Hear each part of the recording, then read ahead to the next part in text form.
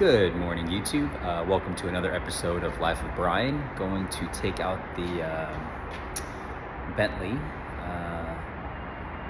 this morning to run a quick errands, take care of a few things, and just wanted to give you guys a quick initial impression of the car, what it's like to own one, pros, cons, and yeah, go from there. Hey guys, so taking out the Bentley Continental Supersports. Mine is a 2010, but the thing I really like, one of the things I really like about this car in particular is it hasn't really aged. You look at it from the particularly from the outside. You know, obviously the newer editions had some exterior upgrades and changes, as to be expected. I think this car is, I think it came out in 2010, 2011, maybe 2009, but you know, it's been out for what, that's 13, 14 years. So obviously with any, you know, model lineup, you're gonna have changes and revisions you know, throughout the years. But the thing I really like about this vehicle is it doesn't look old, if that makes sense. The styling is still very, very classy, very sleek, very modern, and yeah, it's not, you know, by looking on the outside, you wouldn't, you know, automatically know, oh, that's a 2010 or a 2011 as opposed to a, you know, 2019 or a 2020. The Supersports were kind of like the M version, or the AMG version, if you will, of the Bentley Continentals. It was the most powerful Bentley made or ever made at the time. I believe this car has 621 horsepower. It has the W12 engine, so it makes a incredible sound when you accelerate. It's like a big whoosh. Like, I mean, I've never. I mean, I've been in an airplane, obviously, but it's comparable to being, yeah, kind of in an airplane, I guess, where you kind of feel and hear that whoosh from the engine. It's the rush of air. It's a unique and quite satisfying sound, actually. But yeah, this car is actually, horsepower-wise, the most powerful car that I own, which is ironic because when you look at it, you're like, oh, it's a Bentley or it's a sedan. But actually, I got the backseat delete, and there's only a what do you call that thing? A bar back there where the backseat should be. Those were taken out basically to save weight, and I also have the race style seats instead of the kind of cushy, plush, fat seats, which, you know, it's you know, to save weight, and I think they look nice. These are pretty comfortable. If I had one knock, I would say that these seats don't, you know, for a long road trip, I would not recommend this car because it's a little bit rough on the back. If you had the standard cushy, fluff, pillowy seats, then, you know, long trips would be fine. But again, to save weight, to make it more of that racy, sporty vibe, we have these Recaro bucket seats, which again are very nice. They just don't have a ton of padding, but they do give you a lot of support and bolstering. So yeah, the car itself, from a reliability standpoint, guys, again, this is a 2010. I've had it for almost 2 years now. Haven't had any issues, knock on wood. Bentleys, I guess, like Lotus or Aston Martin, sometimes don't get the greatest reputation for reliability.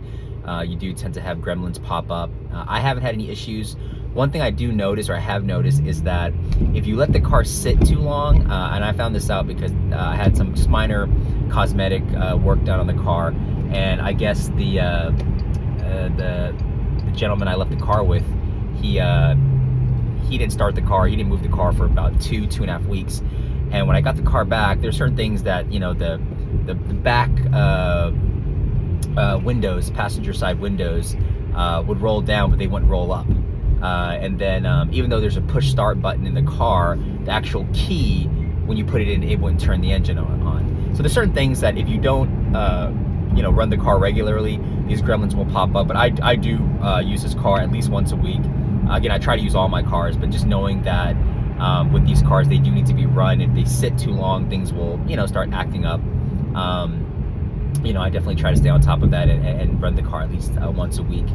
But other than that, I haven't had any issues with the car. It's actually pretty practical, even though, again, there's no back seats, and there's that bar right there. The trunk is huge.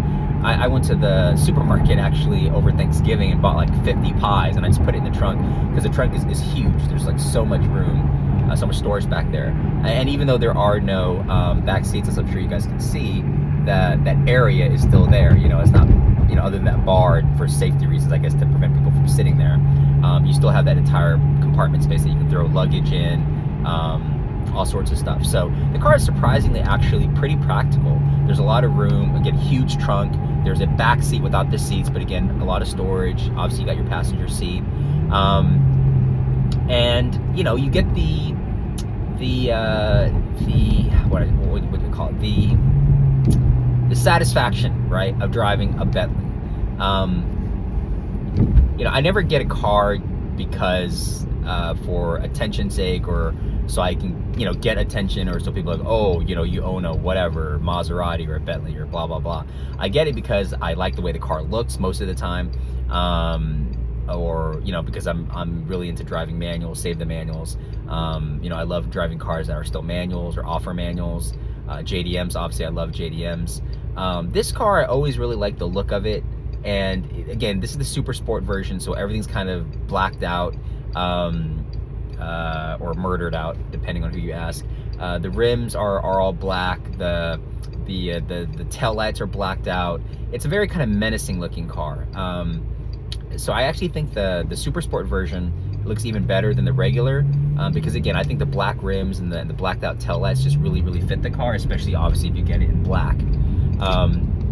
And you're driving in a Bentley, and price wise, let me get the sheet here for you guys.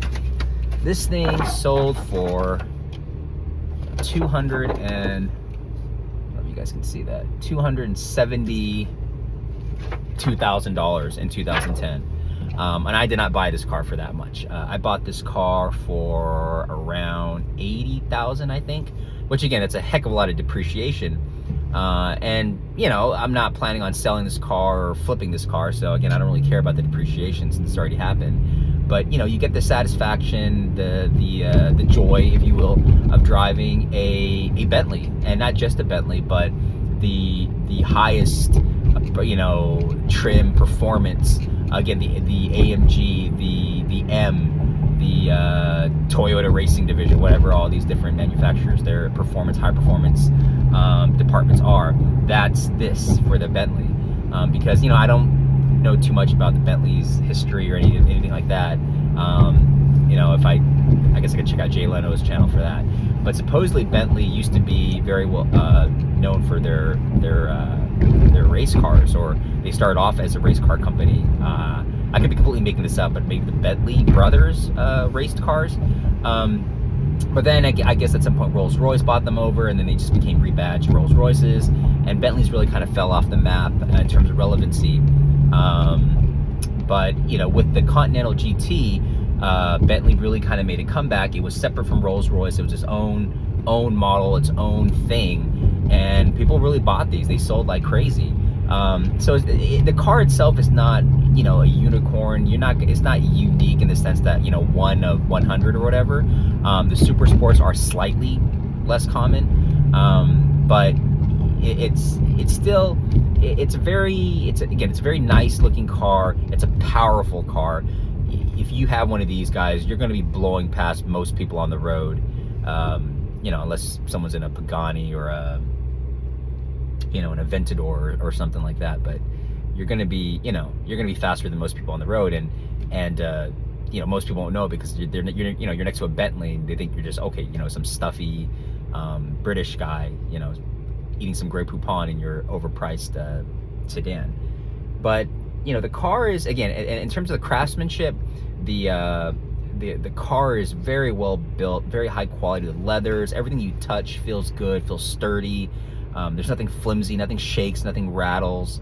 Again, I'm waiting for certain things to break down or for lights to come on, but you know, knock on wood, it hasn't happened yet. And you know, maybe the super sports were built by a different team, or had a dedicated group of people who put them together. I don't know. I could be making that up. I know the Continentals in general sometimes have some maintenance, have some reliability issues, but again, I haven't had any issues with my Super Sport. So yeah, I'm just taking this to go run an errand, actually go get a haircut. And I use this car at least once a week. Very easy to drive, not too difficult to park.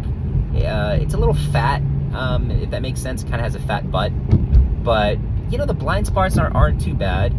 And you know, something else, just on a quick tangent, guys, I never understood.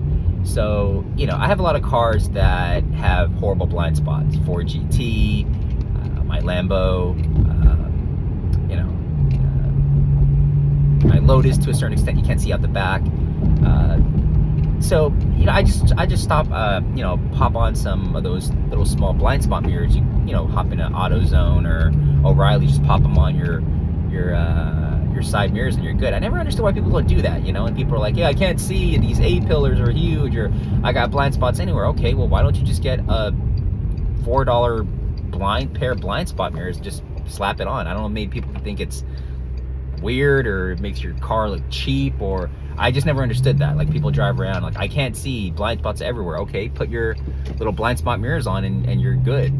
But anyways, that's just a rant, guys. But yeah, I really enjoy the car. Haven't had issues with it. I get a lot of enjoyment out of driving it, because you know, for that second you kind of get to sit and relax, and you're in this really nice, not cushiony because I don't have the standard seats, but when you sit in a Bentley, it's very similar to I guess my Aston Martin. That smell of the leather and the interior, and how the seats kind of feel, and the steering wheel, you kind of feel like, you know, like I should light a cigar. I don't smoke cigars, but light a cigar and put on a smoking jacket, put on an old record, and you know, just relax, because you've been at least somewhat successful for the day. So yeah, I like the car, guys. I don't know if you guys have experienced driving one. Let me know what you guys think. You know, do you like the Continental GTs? Do you own other Bentleys? The sedans, I would like to actually drive the sedan. I think it's called the Flying Spur, because I do have a pretty big family, and I would like to actually be able to take my kids in this. So the lack of a backseat is kind of a downer. But I think one day I may get the sedan version and see how that drives. But if you guys have one, own one, driven one, let me know what you guys think about it, or let me know what you think of the Continental GT Supersports. Again, just a quick video. I wanted to run an errand, let you guys know, or have an idea of kind of what it is to like to drive the car and own the car. Hope you guys liked the video. Give the video a like, comment below, subscribe, support the channel. Hope everyone's well. See you guys in the next video. Take care. Bye-bye.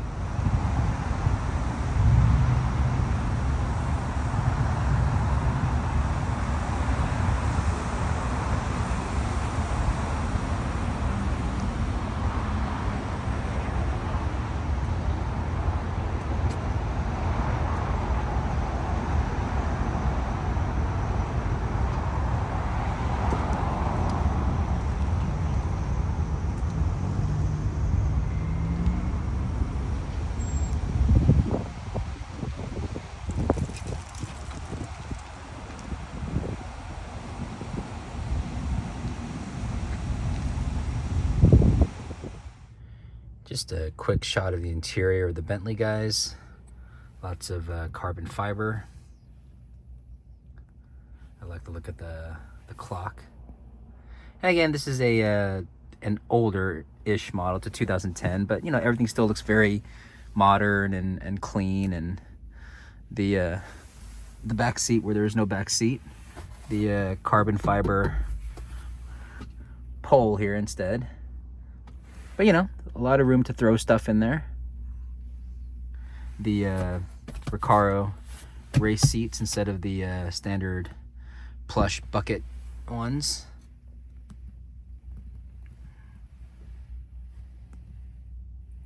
Everything feels nice, very soft, plush, nice leathers, quilted. yeah, it's a really, really nice interior. Just stopped to fill up, guys, but something I mentioned earlier that makes this a super sports are these rear tail lights here are blacked out on the super sports model, and the rims as well. I don't know if the super sports also got a bigger tire or, you know, bigger wheel. I'm not sure, but those are two things for sure, along with the rear seat delete and racing Recaro seats that came on the Super Sports. But yeah, I think that makes the car more menacing and really fits its character.